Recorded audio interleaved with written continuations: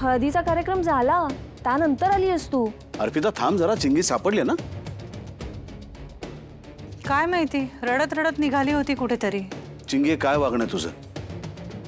कुठेही कोणालाही न सांगता तू निघून गेलीस, त्यात तुझा फोन लागत नव्हता, काय समजायचं आम्ही? सॉरी दादा, चुकलंच. चिंगी मला कधी कधी ना आता कळेन असं होतंय की तू ह्या घरात काम करायला आलीयस की चुका करायला आलीयस. अगं रोज रोज चुका करतेस तू, किती चुका पोटात घ्यायच्या तुझ्या. काकू ऐका ना, ती आधीच खूप अपसेट आहे. स्वानंदी एक मिनिट, कोण लागून गेली इतकी ही? मोलकरी नाही ती, अपसेट होते. हो पण आहे माणूसच ना, तिलाही भावना आहे, तिचं मन दुखावलं जाऊ शकतं. हे बघ स्वानंदी प्लीज, आता सध्या तरी मला माझ्या मुलाच्या लग्नावर कॉन्सन्ट्रेट करायचंय, त्यापेक्षा काहीही महत्वाचं नाहीये माझ्यासाठी. तुम्ही जरा सगळे शांत व्हाल का? कशाकरता वाद घालताय?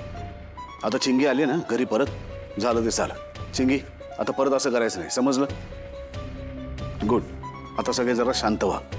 आत्ताचा कार्यक्रम झालाय, आराम करा जरा सगळेजण. आलो मी.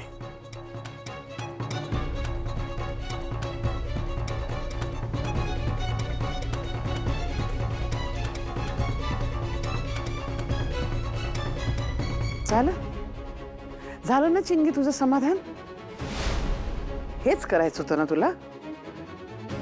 माझ्या मुलाच्या हळदीची वाट लावायची होती ना तुला? बर्बाद करायची होती ना हळद? काकू बासा आता, उत्तम छान पार पडली आहे हळद. आणि मुळात मला हेही माहिती आहे की तुम्हीच तिला धमकी देऊन बाहेर पाठवले घरातून.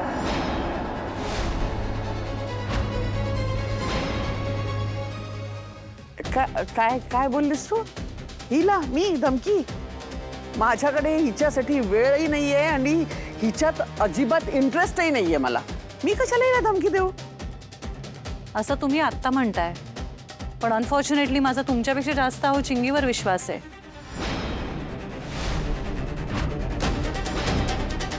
त्यामुळे ना प्लीज ह्याच्यापुढे तिला धमकी देऊन घरातून बाहेर काढू नका, कारण आता ती एकटी नाहीये, मी तिच्या पाठीशी उभी आहे.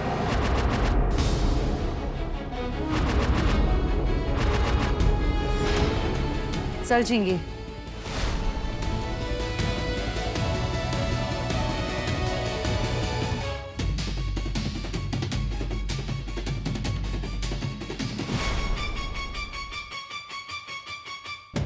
मम्मा, अगं ही तर तोंडावर बोलली तुझ्या की तुझ्यावर विश्वास नाहीये.